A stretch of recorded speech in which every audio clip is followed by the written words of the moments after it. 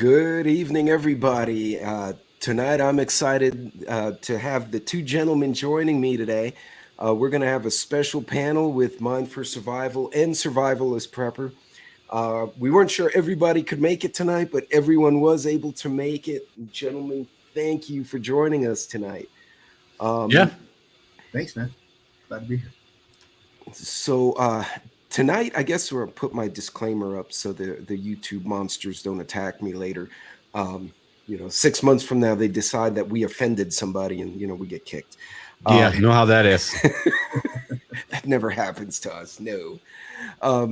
So, ladies and gentlemen, tonight we want to cover a couple of topics with these two gentlemen in particular. There are a lot of new preppers. We're all seeing them. We're going to cover a couple of subjects related to them. And then these gentlemen also had spoken on their channels about major incidents and things to look for. Kind of goes hand in hand with a lot of conversations many of us are having. So I asked them to join me, and I was privileged to have them both come on. What I'll do, I'll start by allowing them to introduce themselves and their channels. So, gentlemen, I'll let you take the floor, and let's start with some intros. Go ahead, Dale. Do this every time, Brian. You want to go first or me? You can go ahead, man. I run Survivalist Prepper, the website, survivalistprepper.net. From there, I started a YouTube channel 7, 8, 9, somewhere around a decade or so ago. Also created a membership website, thebugoutlocation.com. I've got the podcast. We've got the show that Brian and I do together now, which is The Survival Preppers, which is probably eventually going to go over mainly to Rumble because YouTube, basically. But yeah, a lot of things in the water, a lot of things that I'm sort of planning on getting going. I don't want to let too much of that out because I'm not sure which direction that's going to go, but just a lot going on and doing a lot of stuff over at Survivalist Prepper, and then trying to grow the Survival Preppers.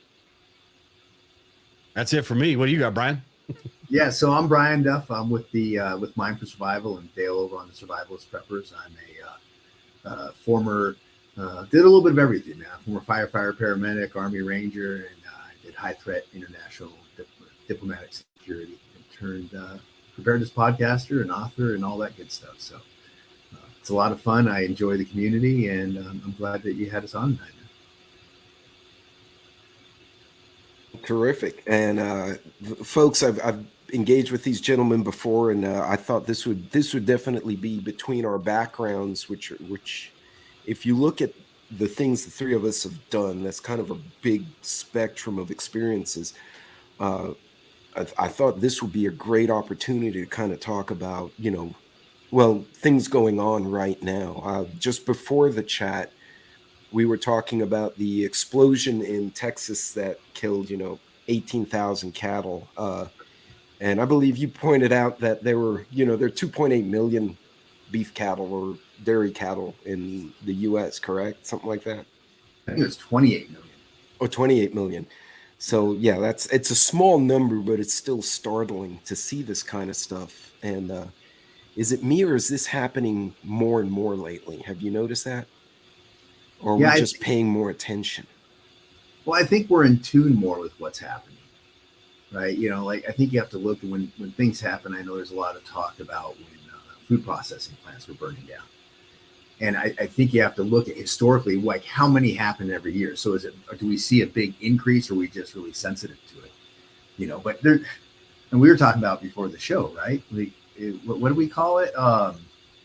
There's a term that we had for all the level of scandals that are happening, right? Like, oh yeah, what used to be like the scandal of a decade, years ago, is like comes in and is gone, and 3 days there's another one replacing it. So I think we definitely, I know with Dale and I with our podcasts and stuff, we used to always joke that, like, oh yeah, we focus on the super volcanoes and all these big calamities. This is back before, going back 7, 8 years now. But now in the last 3, 4 years, it's like, man, is this stuff like really going to rip apart here? It feels like it's heading that way. Yeah. I think also it feels like it's happening more often because it's not just one or two different things these days. You've got like the tornadoes, Mississippi, and over in that area. You got the train derailments. You got 1,500 different things going on that every time you look, and like Brian said too, we're more in tune to it. So every time we soak all that stuff in, it's just like this barrage of almost that feeling of what's next. And then you got, the White House and the global issues and all that, and World Economic Forum, and it's just like no wonder preppers are all stressed out. And well, I think too, we know some of the truths that are happening out there, right? We know enough of the truths that aren't conspiracies, that when we watch the briefings come from the White House and the mainstream media, and they straight up lie. Like, this is stuff that I recall back in the 70s and 80s when I was young, that we would point at Russia and go, look how crazy, look how screwed up you are. Like, you're straight up lying out there. And then we see it happening at, from the press secretary and others. It's like, what's going on here? Yeah. What's going on. And the zombies all buy it. And I think that's what scares me the most, is the ability to mislead so many people using media at one time. Even back in the day when we were, we're all pretty much in the same age group. When we were younger, you got the newspaper, you didn't like the Daily News, you got the Post, and that kind of was filtered down. You had the Walter Cronkites out there, and now everything is spin. And I mean, you literally can put nonsense on one of the platforms, take your pick, and if you do it right, it goes viral, and you've just completely made 1 million people less intelligent today than they were yesterday because of it. Yeah, the shows like we make fun of, like TMZ and Hollywood Reporter and all that, because who cares about actors and all that? Isn't Fox News, CNN, MSNBC, isn't it the same thing? Because they're not really telling you news. They're taking a news story and, putting their opinion and stuff. So it's the same thing. It's just gossip, rumors, and, the real stuff. You're not getting it from them. You might get the topic from them, but you're not getting any real good information from them. I don't think, anyway. I don't listen anymore. I try not to. Well, I think it goes past that, right? Because, I mean, look at, you had Stanford Internet Observatory, right? SIO, that was out there working at the behest of the government, working with social media companies. And I do we think it just stops at social media? No, it's mainstream media, right? And literally putting out that even if it's true information, you can still say it's misinformation because it might be problematic for people. I don't know if you saw the thing with Elon Musk being interviewed by the BBC. And this interviewer gets up there and tries to talk Elon Musk into a corner about saying, oh, you got hate speech and all this stuff happening on your platform. And the guy says, that's why I'm not on there. And so Elon Musk is like, well, give me one example. And the guy couldn't do it. Elon Musk basically, it calls the guy out, right? Well, that's coming from everybody. They're literally they're out there saying that, we should censor speech because it's for our safety, which, I mean, that goes all the way down the road to the Second Amendment. So I think that the fact that they're getting up there, and this is an official narrative pushed by our government who's supposed to be protecting the rights of free speech, and they're the ones infringing upon it. Look at the Restrict Act, right? The anti-TikTok bill. It doesn't mention TikTok, but can give you a 20-year or 15 or 20-year prison sentence for using a VPN. Yeah, and a lot of people don't look. Heck, the congressional members aren't looking at this stuff. They're signing bills. It seems to be at 2 a.m. every freaking time. I don't know if you've noticed that too.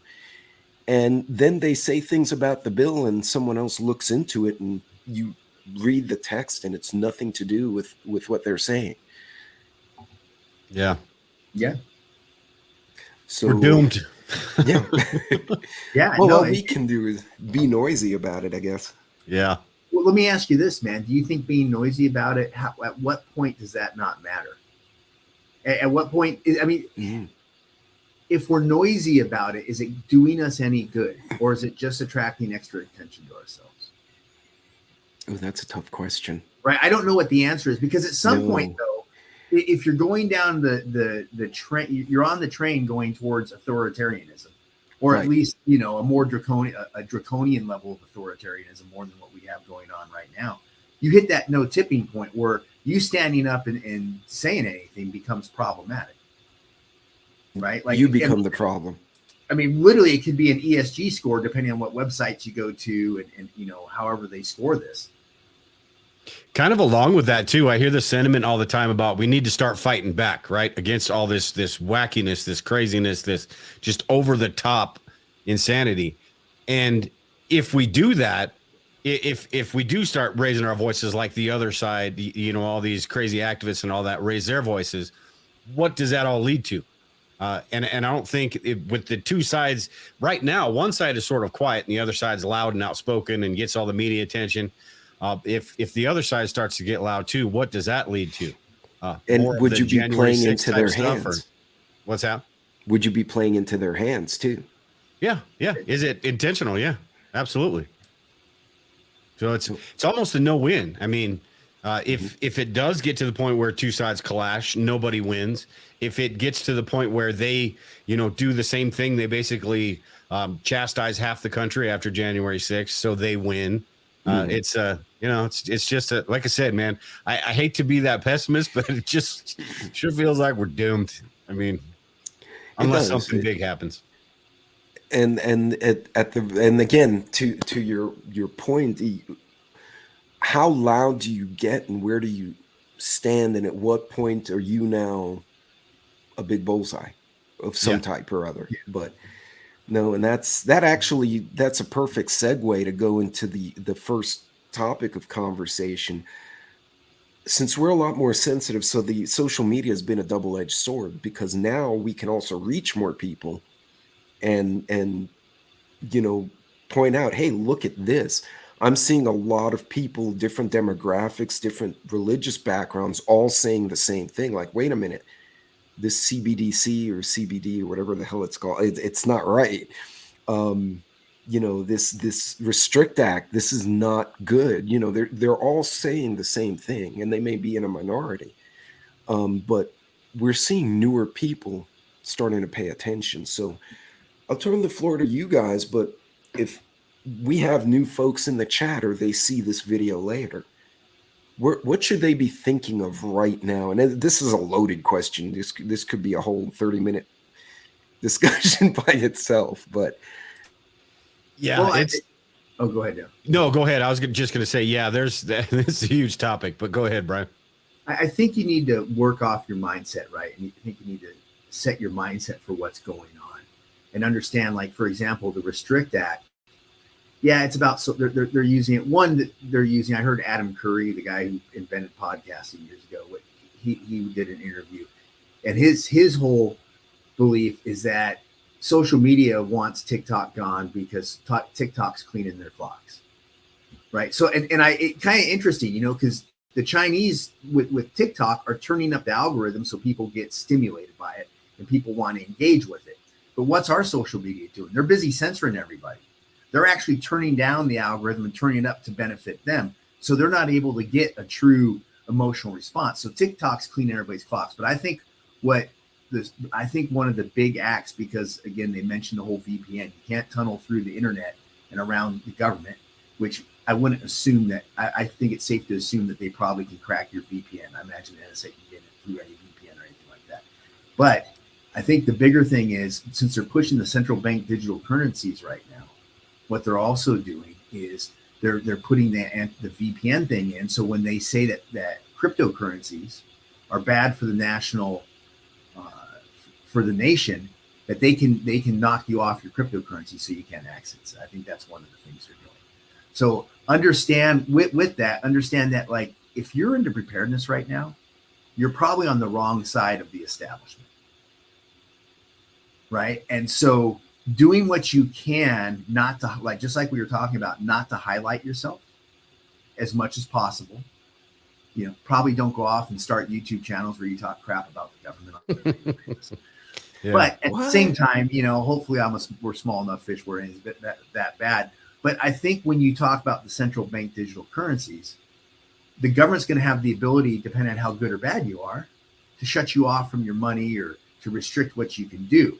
So, which means we should become more independent, right? Like the ability to survive outside of that, of the central bank digital currencies, which it's going to hit.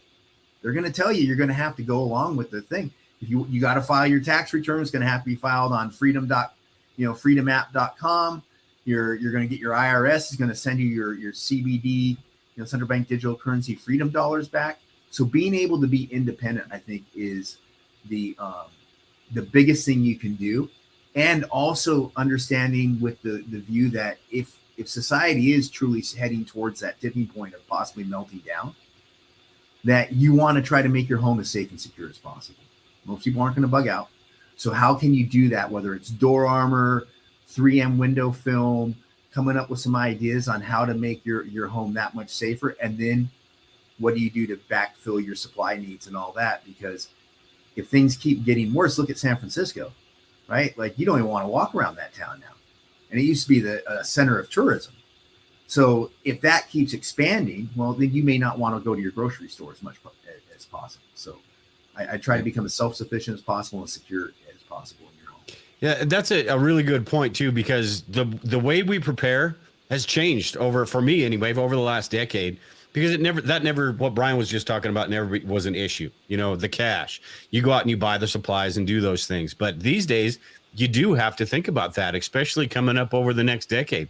What does that look like? With me, I would say, and when people first get into preparedness, it's sort of, they think about the food storage, the water storage, right? The basic staple things. I would say the first thing anyone should do if you're just starting out is, because you're probably freaked out, you probably flipped, or, something got you really nervous, or everything going on's got you really nervous. Do an inventory of what you've already got, see how prepared you already are. And then kind of go from there. Don't, jump into, I got to buy this bug out bag. I got to get this generator. A lot of people did that during Y2K and stuff. Go out, buy a generator. And then 2 weeks later, they're selling a generator on eBay or whatever. But just sort of take an inventory, try to relax yourself a little bit. And I think by doing an inventory and figuring out what you have, that's the best way to kind of relax and say, hey, you know what? I'm doing okay. I mean, this isn't as bad as I was just thinking it was.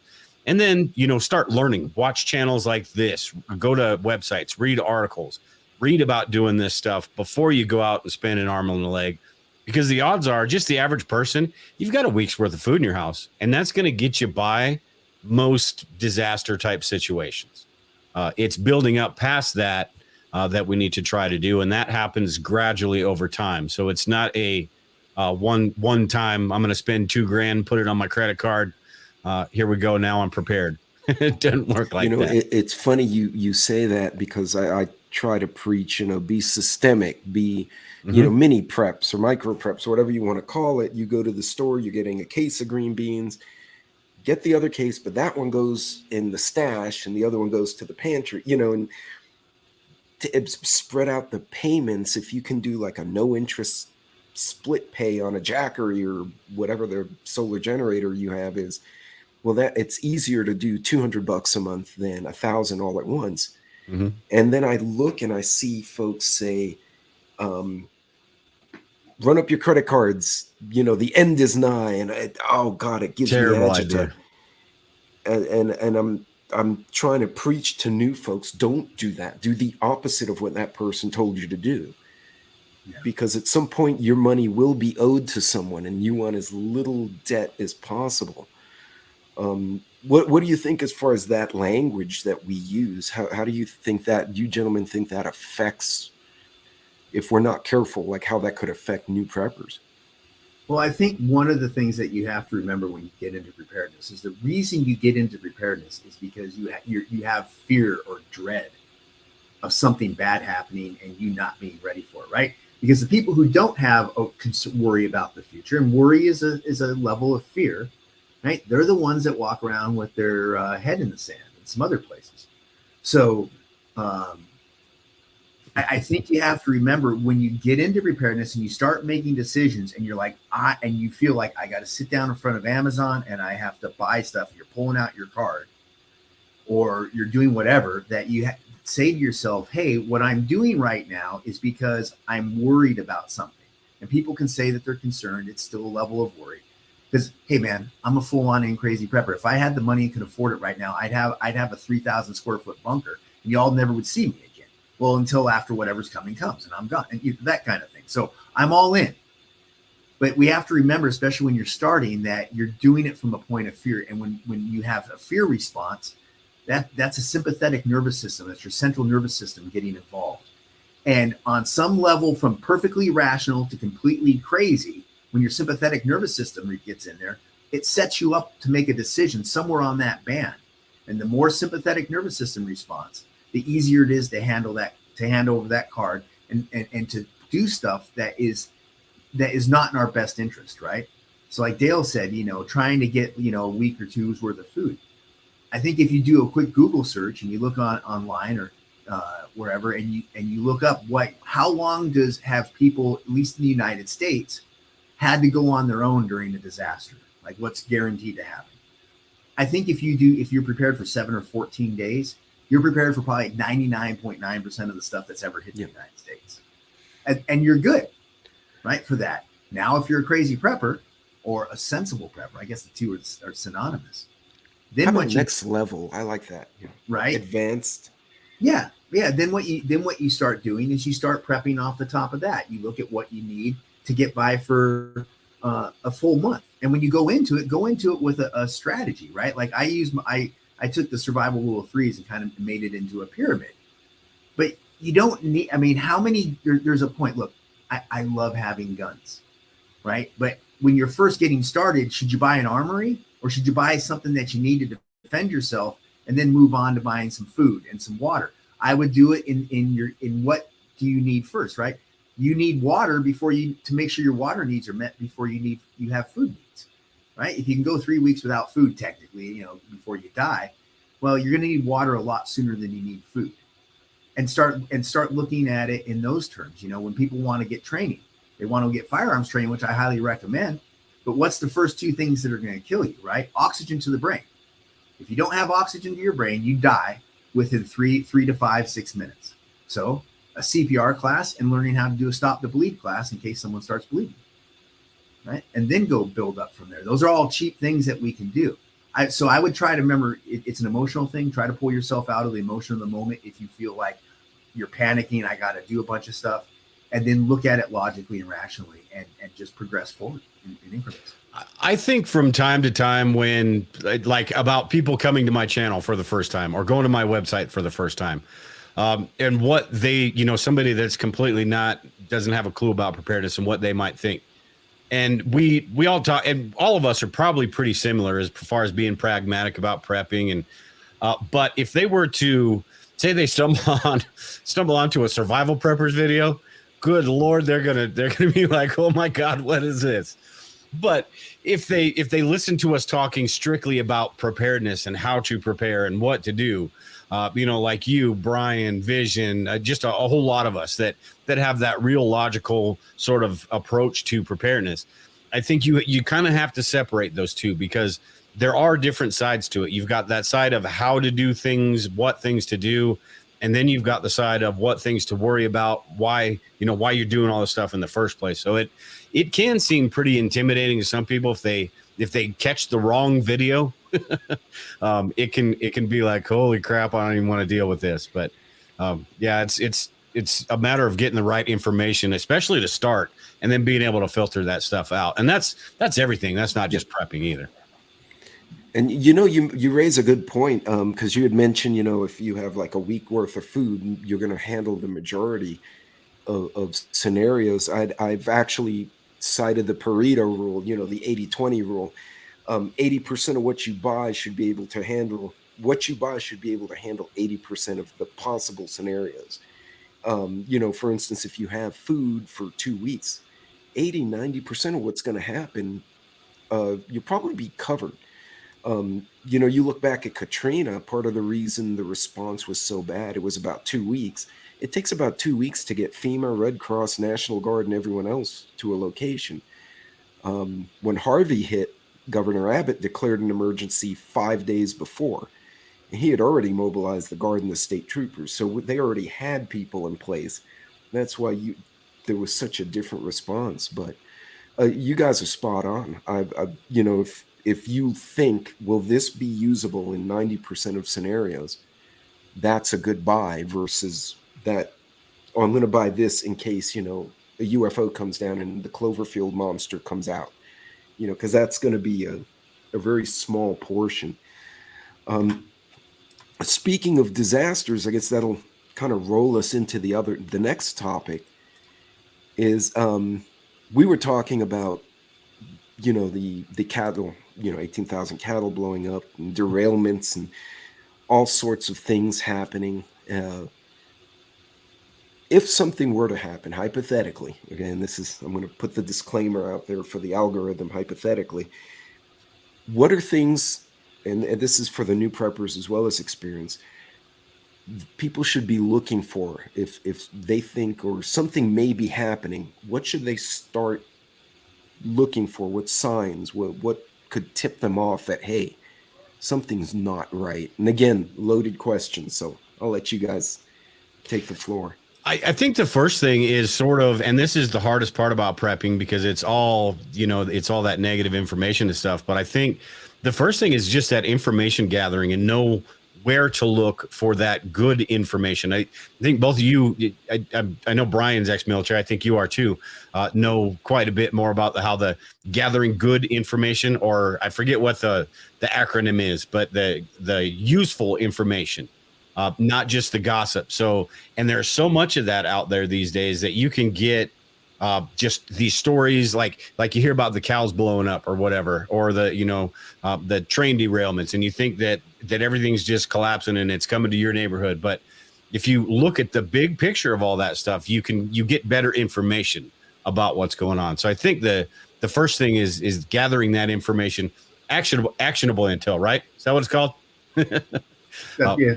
I guess. Yeah. Just make sure it's good information that you're getting, accurate information. Make sure it's a good source, and then sort of figure out your game plan from there as far as how to build out. Along with that, if you just focus on getting the stuff that we've been talking about for the whole show, basically, just that main preparedness stuff put together that basically encompasses whatever might come your way, that's going to enable you to have at least a little bit more lead time with all this stuff and give you the ability to, gather some of that information, put a plan together about what you might need to do, whether that's bug in, bug out, whatever it is. So I think just getting the good information and getting it by whatever means you can, ham radio, shortwave radio, Twitter, I think is great because you get that real-time information. Social media can be just as bad as it is good. So you got to make sure, but yeah, I think just sort of knowing as much as you can before something happens and kind of setting yourself up for that stuff. Yeah, I looked. Outlaw Jackson says I get my info from TikTok, extremely reliable. Exactly right. But at the same time, we're at a point now with the legacy media and all that you almost need to get your information, at least like that clues you in something's happened. I love Twitter because as soon as something happens, it's on Twitter. Like, like there's been all kinds of protests in France. Like you wouldn't know it by watching our media, but you put French protests in there and you just see people going bonkers over there, right? So I like using Twitter and the different social media to say, okay, what's going on? I never believe it until I have enough information that I believe proves that it's true. Because like Dale was saying, situational awareness is I think the most important thing right now, because we have so much happening simultaneously. Yeah. So many points of failure. Right. And so one of the other things I do is I always question my own stuff, or I try to. Like if I, it's like when we were talking about the cows before the show, like now 18,000 is a lot of cows. Well, let me see, all of a sudden it's like, well, is it really? Let me see how many cows are in the U.S. Right. So it's 28 million, right? It helps put it in perspective so I don't go down the rabbit hole of starting to say like, oh, look, they're blowing up all of our cows. Like we're going to have a massive beef shortage because we lost 18,000 cows. I still think it's hilarious. 18,000 cows blew up from their own methane. But so constantly trying to put yourself in check because there's so much right now. Again, if we get into our emotional mindset, we start making decisions that may not be in our best interest, the most rational decisions we've made that we would make if we weren't in our emotional mindset. And then, like Dale said, I would have a systematic approach to what we're doing. But I mean, you look at everything we have going on right now. You have the economy, right? There's BRICS right now with Brazil, Russia, India, China, and South Africa, right? They're working to supplant the U.S. as the world reserve currency, and they're doing a good job of it too. They won't do it. Our government's acting like, oh no, everything's fine, but the fact that they're actively giving it a shot means that there's a chance of it to succeed. And right now, economically, I keep hearing our mainstream media tells us China and Russia are doing terrible. But at the same time, I don't know that Russia's doing that terrible. Everybody's buying their oil right now, right? We're trying to do this thing because of the Ukraine. So you have that going on. You have Saudi Arabia, China working on getting us off the petrodollar. You have that going on. We have runaway inflation, right? Or I don't know if it's still runaway, but we have serious inflation. It was a bit hotter on that last report than they were hoping for. That's for sure. Yeah. Well, and so here's the thing, right? Our government is operating under modern monetary theory right now, right? And modern monetary theory basically states, if you guys haven't read up on it, I have an article on Mind4Survival.com. Go check that one out. Go check anywhere out and learn about modern monetary theory, because it's how the government's operating. And the theory, modern monetary theory, states that the government that produces their own money should never have a reason not to be able to produce money if they need it. They should never not be able to purchase anything or spend to get something because money's a problem, because they can just print their money. And it's more important for the government to be able to buy whatever it thinks it wants and pay for whatever it wants than it is not to be able to effectively manage its policy. That's a long shot from the old Keynesian theory. Right. Well, and then and what they say is the way you get the litmus test to whether your modern monetary theory is in proper balance is how high inflation goes. And when inflation gets too bad, where it causes problems for the economy, the answer is to remove money from the economy. And what MMT typically, that's what they tell you. They don't tell you where they are removing the money from the economy. The money is being removed through all of us through taxation. Yeah. Right. So right now, what they're doing is through the military industrial complex and through everything else is going on, they're pushing money into the upper class like crazy. We've had the largest upward transition of wealth in human history in the last 4 years. So they're pushing all this money up into the top end of the economy. And all of us down here are spending more on bread. If you have credit card payments, your credit card interest rates have all gone up. So you're paying more in rent. Everything's costing more. So they're pulling that money out of the bottom half of the economy. The problem is it's not coming from the top down. And what it's doing is it's creating a bigger income disparity. So the economic problem is, I think that's where you've seen all these populist movements. It's why our mainstream media isn't showing us France. France is revolting because Macron wants to raise the retirement age, which right now there's a group of senators that are talking about raising our retirement age to 70. I believe it's 70. 67, 65 now, 67 or 70. But they're talking about doing it in the U.S. France has millions of people in the streets. They're not showing us that. They're not showing us, because I think what's happening is more and more people are getting ticked off. So you have an economy that's faltering. You have the political instability that we have, the social instability that we have. As the economy becomes weaker and people lose the ability to feed their families, they're going to get more pissed off. So I don't know if that answered your question, but there's so much going on right now that you have to make sure you're getting good information and you're being ready, because if it does pop, I remember when the LA riots. I'm in Los Angeles right now. I can't stand being in People's Republic. Out of here in about a month and a half. So, but permanently or? Well, I've been permanently. I'm out here with family right now. So okay. It's where I grew up. But I remember when the LA riots started, and it literally started at Florence and Normandy. And it started with, they pulled Reginald Denny out of the truck, and then some people started getting going. And within 4 hours, the whole city was melting down. Oh, yeah. And so we're at that point where people are so upset that I don't see that if it starts to happen, that it wouldn't happen fast. So that gets back to the situational awareness. Yeah, and I think you both raise an important point in that. And to Outlaw's point, TikTok is becoming almost like a video version of a Twitter. But it's a little more bizarre. But if you can connect, one data point is not enough to, you know, make a really solid decision. But you get two, you can draw a line between two. If you go back to trigonometry. But when you get 4 or 5, you can follow that trend and at least make an informed decision based on the preponderance of the evidence. But you guys raise a good point in that we're so worried about, the Trump's suing his lawyer and they're suing Trump and Distractions. this guy's a potty mouth and that one has a bimbo and this one is a bimbo and while they're doing all that, I don't know if you guys know Canal Preppers Argentina, Leandro. He's on Instagram and YouTube. I had him on the channel last year, and he said we're going to hit 100% inflation in 23 here. In 23? In 23. I got a message from him on Instagram 2 days ago. He said we're at 110% inflation year on year right now in Buenos Aires. Blew my mind. He called, he and his colleagues looked at the numbers and said, you're worried about this, about our metro train, we're going to have 100% inflation. And he said everyone was looking left instead of right and they missed it.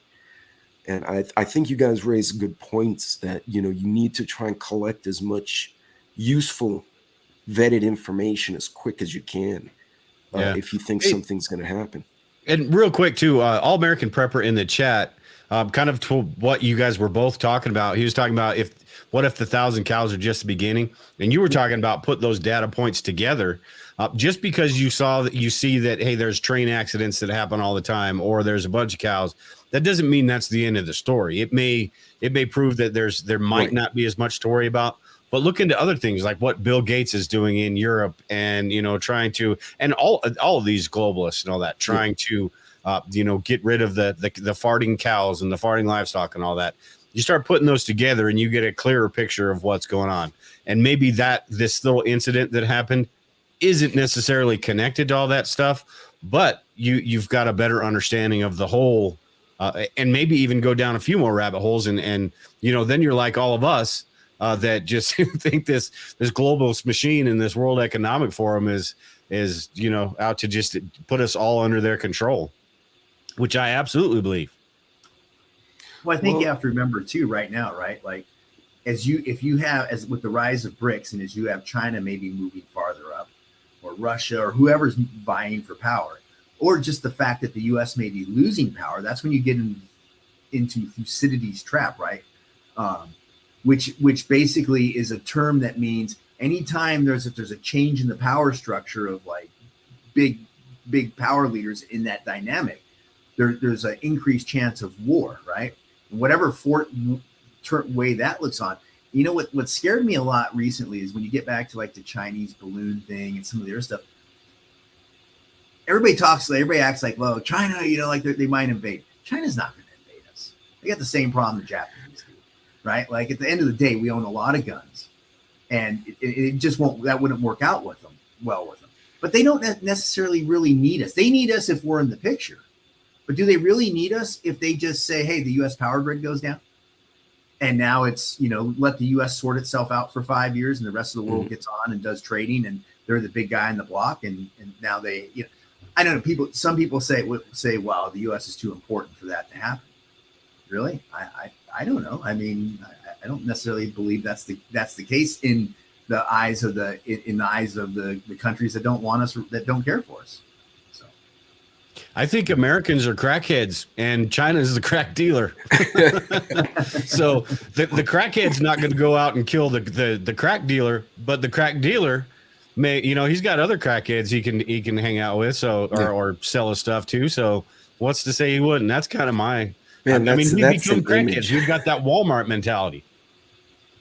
That's an image that would make a great Rigby cartoon, Little China handing out. Well, they're flooding us with fentanyl. Crackheads end.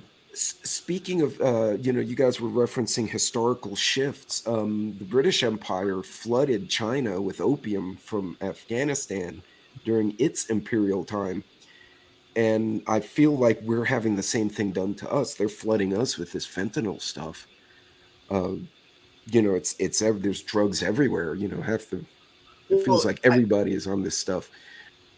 I wonder how. I mean, think about from the Chinese point of view. They get to flood fentanyl into Mexico, which funnels it across the border, and so we're all focused on these fentanyl deaths. But you know what I've seen the rise of lately is more and more like. And when I say fighting age male, I mean people that are in their 20s, 30s, and 40s that were typical fighters when I was overseas. But that, hey, you know what? They're strong. They're able to come and work, and that's what they're doing. But I've noticed, when I worked at the fire department, I worked in a big in an area town that was all Chinese, and so I know that there's a lot of illegal Chinese immigration that happens, right? Yeah. And they've been showing more and more like these fighting age male Chinese guys getting captured down on the border. Military age men, yeah. Right. So when I look at this stuff, it's like you wouldn't need but 100, really squared away guys who knew what they were doing to really cause. I don't even think it would take 100 to cause chaos across the country. Yeah. Right. And now, what are we all paying attention to? We're paying attention to all the other stuff on the border, and not the people. They keep talking about the known gotaways. They don't know how many people get away. So if China's flooding fentanyl in, and the cartels run a bunch of illegals in one spot to get them to distract them from the fentanyl, then what's going on in the other spot when we're paying attention to the first two? Well, it's interesting. You guys, I think we chatted about this too separately. The Air Force commander of MAX, Mobile Air Command, had put out that notice to his people saying, hey, we could be in a kinetic incident with our friends overseas by 2025.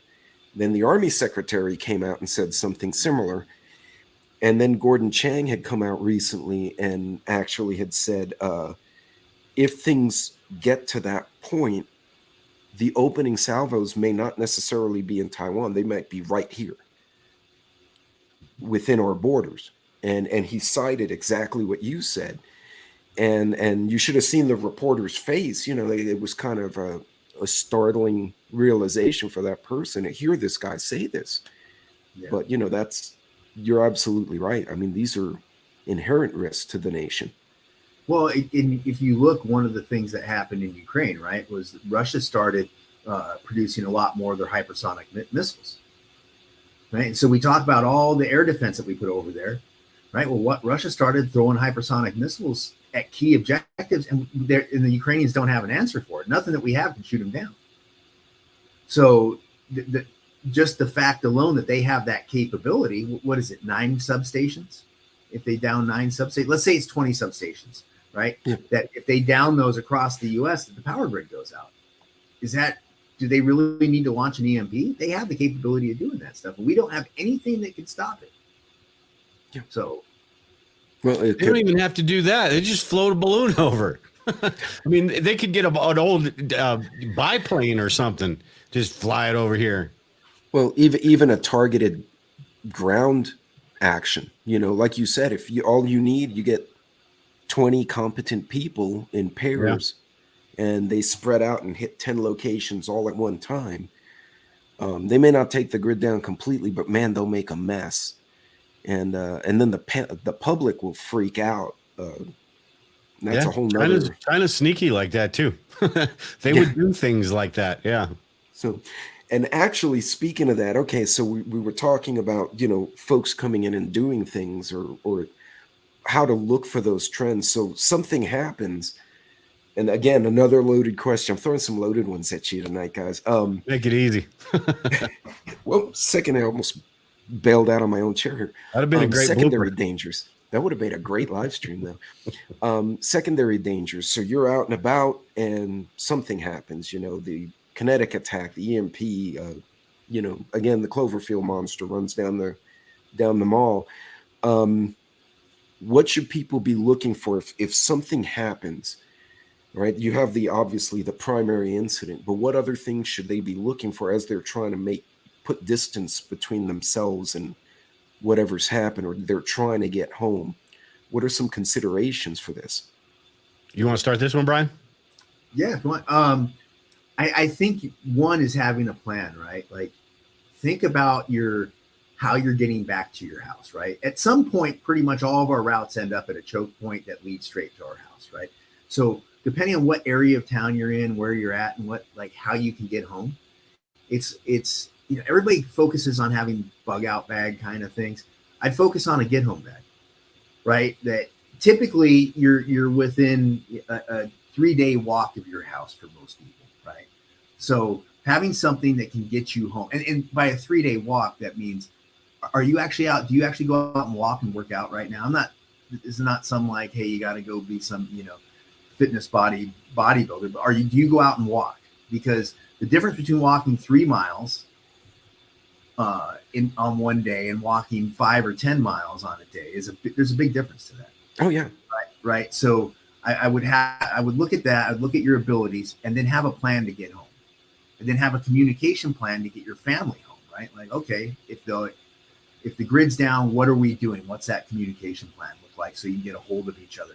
And maybe it ends up being, we all meet at the house. We all meet at a location. And then, like I talked about earlier, I would really concentrate. And I think the lockdown showed that. And it's early in the coronavirus stuff, right? When people were stuck in their house, like, oh, like that, where are you going to go? Most people don't have a place to go to. So really working, whether it's an apartment, a studio apartment, whatever it is, really working on securing your place and having it as stockpiled as comfortable without being a hoarder and without going into debt. But I would look at those. How do you get home? Avoid population areas. Your biggest problem that you're going to have during something like that, unless it's some sort of crazy natural disaster, is other people. We see that, right? We see all the violence that's happening in the streets and stuff. As society, gets worse, that violence increases. So trying to figure out how to get home and stay away from people in the process.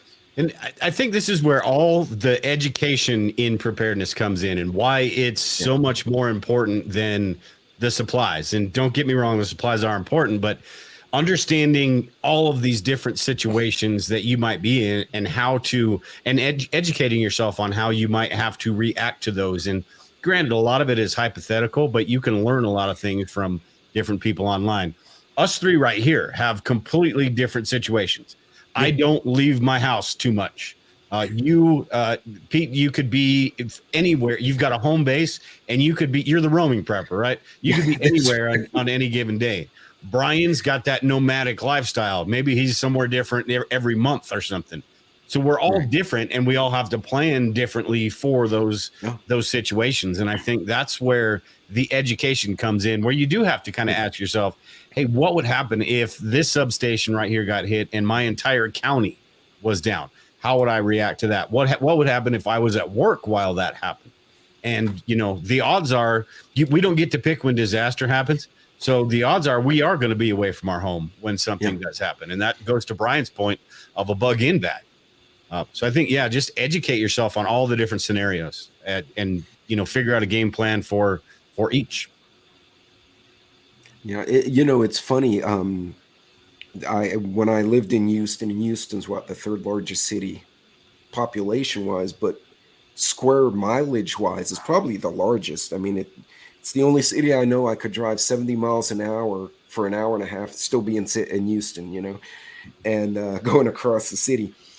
And I had a work colleague who was also into preparedness, and we were having a coffee and just kind of scenario playing. And I said, I just realized we took out our map and realized, it's an hour drive from downtown to, say, the north side, right, to the suburbs. But if you're on foot, that's 7 or 8 hours. And that's assuming you can walk 7 hours straight and not get sidetracked by police, attacked by weirdos. There's a fire somewhere, dogs running rampant. That's assuming you're just straight line walking. I said, it could take you 2 days to get home in the same city. And he said, well, look what I did. And he shows me a map he printed out. He figured out all the golf course communities between downtown and his house. And he said, I'm going to steal one of those buggies and drive, which I thought was pretty genius.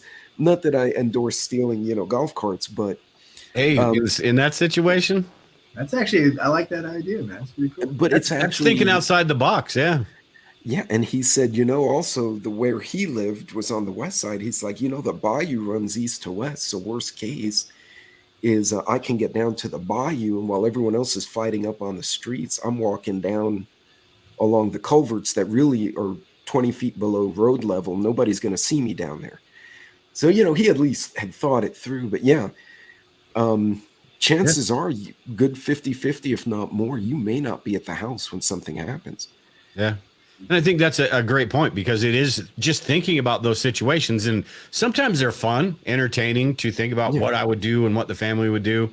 But I tell you what, you can get you can start to hone in those skills and think about why I wouldn't want to be just walking down the street, because 90% of the people are going to be. So if you can stay away from that stuff, if you can do things that keep you as safe as possible and make sure or ensure that you can get from point A to point B, and then you're a step up on most people out there. And that's what we have to do. Just think about those things. Maybe they never happen. Probably will never happen. But if they do, you're going to be glad you did that little bit of homework. Yeah. And also keep in mind, I don't think if something did happen, it may not be symmetric across the whole nation. Texas loses power because the wind blows, and then it comes back a day later, but LA could be dark for a month if something happened. We don't know how it's going to play out. So you may wind up having a prep for, son and daughter-in-law. They have to come to you, or something happens to you and your house is contaminated. You have to go somewhere. So to your point, collaborating with family and friends that you trust, that can be super important.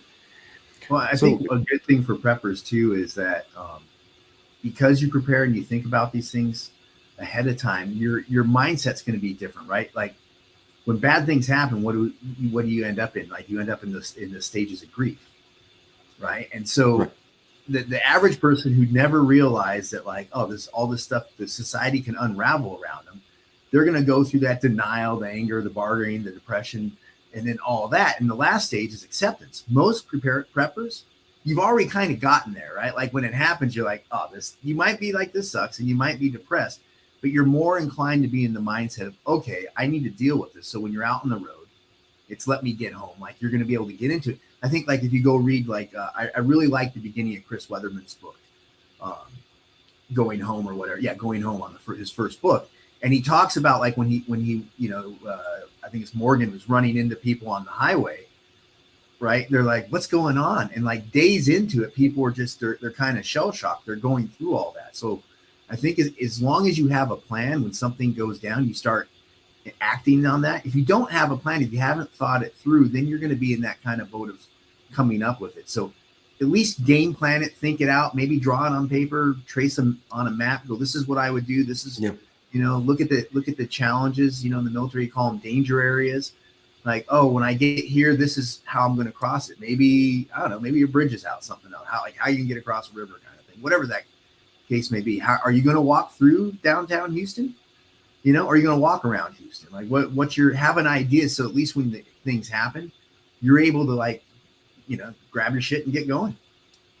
Yeah. And I think one other thing too on this, what you guys were talking about and what Brian was just talking about, get out, scout your area, know what you're, not just from a map, but the physical terrain and all that. One, you get the health aspect of it. Put your bug out bag on while you do it. You get to feel how it's really going to be. You understand the different obstacles that may not show up on a map. So yeah, get out and know your area, I think, is a big part too. It's funny, when they transferred me from Houston, which is on the Gulf Coast, and I'd lived on the coast for decades, and then they moved me to West Texas. I'm at higher elevation here than Las Vegas. People don't realize that. And if you go walking in the woods and you go awoo, the coyotes will respond. And, you don't want a pile of coyotes. This is a completely different environment. Water was plentiful on the coast. I needed a filter. Here, not so plentiful. So I needed to know where wells are and where. So yeah, that, to your point, especially if you're moving to a new place, definitely scout it out. But I'm shocked how many people live in a town for 20 years and you take a shortcut to get to Sam's. Yeah. And they're shocked. They're like, how did you know this was a shortcut to Sam's? I said, because I drove around till I found it. And that actually happened to me. And that in Houston, that person said, "I've lived in this area for 20 years. I didn't know I could do that." I'm like, that's not good. You need to know these little things. Well, that's why the problem is something happens in an urban area, like growing up in Los Angeles and being here right now, right? Like Los Angeles is surrounded by mountains, right? Once you get to the mountains, on the other side of the mountains, you have the Mojave Desert. And there's just a couple ways out of the Los Angeles basin. You go up Interstate 5, you can head and a couple of routes across Interstate 14 and 15 to get you out in 10. But that's like it. There's like 4 or 5 ways out of LA, minus going through the mountains that most people don't know about. What you have in this area, 26 million people. If something happens, everybody's going to be. It's going to look like the beginning of The Walking Dead heading out of Atlanta. Oh yeah. So having those plans, knowing where you can go and how you can get out of the way of things, I think as a prepper, and thinking through like those alternate routes, like you said, I think those are huge. Yeah, no, most definitely. And knowing what critters are out there too, like camouflage tarantulas, which I never saw one before until I moved out here. So they can. Is that what's right here? Is that a camouflage tarantula? Oh no, that is my manly sexiness here. No, that doggone thing. My cat brought it, and it was desert camo tarantula. Is probably about that big, and it was quite dead. And he dropped it on the front door. My wife opened the door, said, slammed the door. And I was like, "What's wrong?" She's like, "Pick that up." I didn't even know what it was. Out there? We do. We actually, when we first moved in, we had scorpions, little guys, also camouflage, really pretty, hanging out in the pantry. So I was sweeping them out. Eventually, they, humans populate the area and they leave. But yeah, it was. We get rattlesnakes, scorpions, coyotes, warthogs, javelinas, rattlesnakes again because there are a lot of those. Yeah. But well, gentlemen, we're right at an hour. So I guys, this was great. I looked up and went, holy cow, we need to wrap this up. You guys have other things to do tonight. Guys, I want to open the floor to some questions. Yeah. If we have any in the chat. So ladies and gentlemen, the Chupacabra. I was just looking at that. While you're waiting for questions, I was going to tell Brian too, you better hope that China doesn't do anything but start attacking us here before you get out of the belly of the beast. Because I could just see like a day before you get ready to leave and all of a sudden you're stuck with it. Speaking of that, would you know the best route to take? I'm sure you would. Yeah. There's 4 routes. I think so. I think the key to that becomes acting quickly, right? Like, I think somebody mentioned in the chat a little while ago, I think it was Local Prepper, having a tripwire, right? You have those tripwires that are like, this is what we're doing when this happens. And so when something happens, you can get on the road while everybody else is trying to figure it out. You're putting miles between you. Because if you wait too long, when I was a firefighter out here and I would go to work, if I left for work at 6:20 in the morning, it took me 15 minutes to get to work. If I left for work at 6:25 or 6:30 in the morning, it took me 45 minutes to get to work. Yeah. So I put that out there for, if something bad happens, whether it's an earthquake, society's going to hell or whatever, getting out of the way quick. And when earthquakes happen out here, you just don't move. There's nowhere to move. Yeah, and some are really hard to prep for, like a tornado or an earthquake, right? Those are very spontaneous. Okay, one question from Local Prepper. Hey, man, thanks for joining us tonight. Thoughts on grid down preparation? So you want to throw a few fundamentals out there for these folks? I think grid down preparation all goes back to the basics that the fundamentals of preparedness, right? Because whether it's a power outage, whether it's a grid down event, I mean, when you're talking something longer scale, that gets into more things about, what caused it, the EMP factor, or was it, hacking or anything like that. But I think that is one of the most important aspects of preparedness, because it is something that in a number of different scenarios, it is likely to affect you.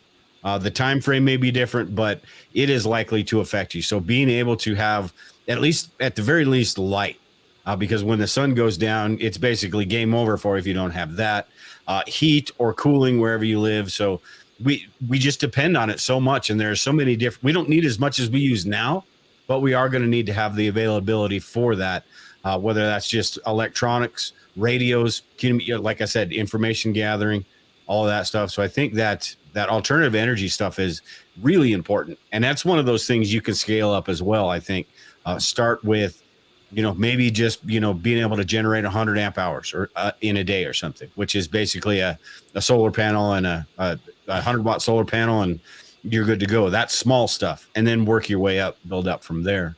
And I think if you look at the grid down thing too, man, I think we tend to look at it as the whole, the electrical grid's gone down and like an EMP happened or a CME. The fact is, though, we don't know exactly what happens to all of our electronics, right? We don't know for sure if our jerry-rigged Faraday cages will work and how well they'll work, right? So I would say when in your preps for planning the grids down, that you plan to do without every convenience you have in your home, right? And when I say that, because we always think of electricity, think of what happens if the toilet stops running. Okay, what's your answer to taking a dump and going to the bathroom? Right, and looking around at your house and saying, okay, this is gone. This thing, I turned something and I have a convenience come out of the wall, whether that's electricity, water, heat, AC, all those. Go. It's beyond if I rely on somebody else to get this to me, or I rely on something like electricity, and it's gone. What does my life look like, and how can I compensate for each one of those? So maybe it's you have a 5-gallon bucket with a toilet seat lid and a bunch of trash bags. I don't know, whatever that is. But I would plan on that because it's at some point all of our preps are going to run out. So if you look at some sort of long-term thing, having these answers to that would do yourself, I think, a lot of good on the front end. Okay, so I had 2 questions. One of my mods, but she then posted. Okay, so Kentucky asked opinions on body armor, yay or nay, and what type, if you have a thought on it. And I'm looking for the other question. Here's the question. That one's all Brian right there. So I guess that depends on, I don't know, like the context of that. As somebody who spent a lot of years in Iraq and other places like that, I'm a fan on the more body armor I can get on me, the better, right? The more defensive stuff I can have, the better I am. But then you have to understand your functionality, right? Like what's the need? What are your needs in the moment? I have a computer bag, like a backpack that I carry around when I travel. I have a piece of soft armor in there, right? I have the room and the weight, so I carry that when I travel. But I think it depends on everything. If you're talking about when you're bugging out, that kind of stuff, well, if that's your rack and that's what you're trained and used to, again, if the world's gone kinetic, I think that you need to protect yourself on some level. And having body armor available is always, I think that goes right up there with preparedness, right? Like what can kill you the quickest out there in the world, right? We talk about, stockpiling food and water. That dude who shoots me, right? That's game over. Now all my water is done. So I'm a big fan of having body armor. All right. Let me see. I'm looking. There was another question, but I think I lost it. So sorry, folks. After I opened up the floor to questions, everything took off, and now I can't find anything. Yeah, isn't that fun? Trying to go through that stuff, and you've got help too, and it's still a pain. All right, so this will be the last question. My mother Spark is another creator, and she's one of my mods actually. What got you guys prepping in the first place? With me, it was my wife, basically. And it was when we had first met, she had already been into preparedness. And I didn't necessarily think she was like the whack job, like some people think preppers are crazy. I just didn't really see the point. And then there were a couple of different things, but the main one was we had a huge blizzard, snowstorm. And she got stuck at work or halfway home, and just going through that whole thing, and then the electricity being out for like 2 days, going through that sort of situation sort of gave her the opportunity to say, I told you so, and got me at least listening to her. And then, over a decade later, look at me now. Now I'm the a-hole on YouTube talking about it all the time, and just totally went full bore into it. So yeah, she's just those little situations, and then her being that way in the first place sort of got me into it. And then I just took it from there. There you go. I've always been into it, man. one of my earliest memories was it was in 1973. It was the day before my third birthday. 1973 earthquake out here, the Selmar quake. And I remember my mom waking me up, right? And as she woke me up, she was taking, you go to those ceramic stores that they make these big plaster things and kids go there and paint them and stuff like that. Yeah. It's like some sort of artwork. Well, there was this big plaster Snoopy sitting on his doghouse, Red Baron Snoopy, right? And I had gone with my mom somewhere and we painted this thing. Well, it was hanging on a little nail over my bed. And I remember my mom reaching up and pulling that off the wall. And as like a one day away from 3-year-old, I remember looking at that going, like, I registered that if that thing had fallen off the wall because everything was shaking, that would have really hurt my head, right? Like I registered that at that time. And so as I grew older, like before seatbelt laws, I used to always wear the seatbelt. I'm like, why would you put a thing in here to hold you down if it wasn't needed? So nobody, I would get picked on by my family. I don't know if it's picked on, right? And I guess that's the modern woke thing, right? I got picked on. They talk shit about me because I would always pull the seatbelt out between the seat and I'd wear my belt. And then that just led into I became a lifeguard. So when I took my first CPR course and all that, I was like, wow, this is really cool stuff. And then my buddy's dad, he was a Marine in Iwo Jima and Okinawa, World War II. He was full on, all in, like back in the 80s when, like, before it became preppers and was survivalist. So he kind of got me into it. And ever since then, it's just been chasing one career after another that somehow is related to preparedness. It's funny how those things happen in life and they're not necessarily expected. My dad was a Korean War vet and he was a BAR gunner actually, which is funny because he was not a big man. Right. But he's like, oh, you need to know about the outdoors, be in the Cub Scouts. And that started it right there because, be prepared was the motto. And then it just, after that you get older, you're like, well, why would you drive through a blizzard without an emergency bag? It doesn't make sense, know. In ninth grade, when I was on swim team in ninth grade, they gave me they gave everybody kind of like goof awards at the end of the year. My award, I still have it. It's like this little piece of felt, it's like with high school kids, like, felt award. It was Mr. Prepared. I still have that, and it's so cool. Yeah, it's pretty fun. I'll bet you there's 25-30% of preppers that used to be Boy Scouts. I mean, I don't know what the number is of some type. Yeah. Or 4-H, FFA. Yeah, Girl Scouts. All the all those people. Kind of the same thing as Brian, where you grew up with that mentality, and it just kind of you found out about this whole prepper thing, and you're like, hey, or some people are like, hey, I do that anyway, so why not? And some people are like, maybe I should try that. And sometimes I thought, you get into these points like, wow, I'm really doing this prepping stuff. Like I'm really a prepper. But you know what I really love about it? It's the people. Like, I am sure half the people in the chat are a bunch of crazies. And that's okay because we're all crazies, right? Like I love the community because people are so unique and they're such individuals and they're about resilient. And I think in a lot of ways, where like, I think some people have like this thing, I don't know if I'm really a prepper. Like, I love it. I love the community. I love the people. Mm-hmm. It's like, and I heard it. I was listening to an audio book yesterday. It's Bunker by Bradley Garrett. And I don't know if you've checked it out yet. It's a pretty decent book. And in there, he said, preparedness is like the action end of hope. Like, it's not that, everybody's like, oh, you're preparing for the end. No, man, I'm preparing to survive whatever you guys is the end for you long enough to where it's not the end for me.